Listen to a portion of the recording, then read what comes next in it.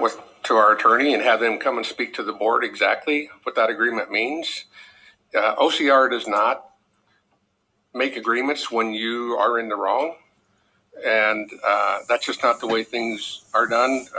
Mr. Smith, you mentioned, if you want to see a fairly sample of that, you can look at Minneapolis's. It's on their website, just like ours is on our website. But I think it might be best if we bring our attorney who worked with OCR to come to that agreement and have him share with you exactly what went down during those meetings and what that agreement actually means. I know there's a belief by some in our community that you can bargain with OCR and they'll do that, but that's not my understanding what OCR does. If you're in violation, then it's stated that way.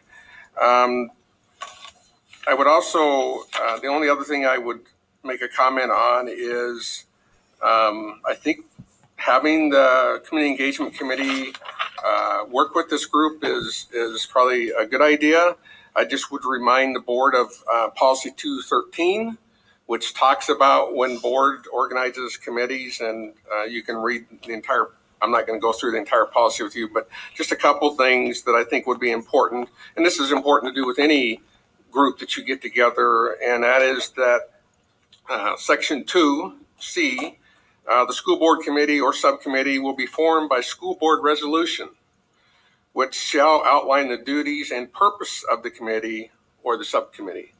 I think it's important, and then it goes on and says the committee or subcommittee is advisory in nature and has only such authority as specified by the school board. So I think it's important that people know why you're getting them together and what role and what responsibilities they have, because sometimes people come into things like this thinking they have authority and power, and when they find out that's not the case, then their interpretation is their voice wasn't heard or whatever. So I think being upfront with, as Gene, as you mentioned, establishing what's the purpose and role of this group together, and then put that into a resolution that the entire board could vote on,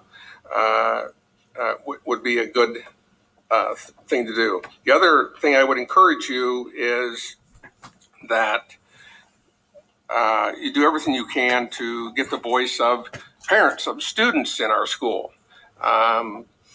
That's, I think, it's important. We don't have that. And hopefully these community members can help us recruit parents of our students to be part of this conversation, because I think that's extremely important as well. Ms. Becker?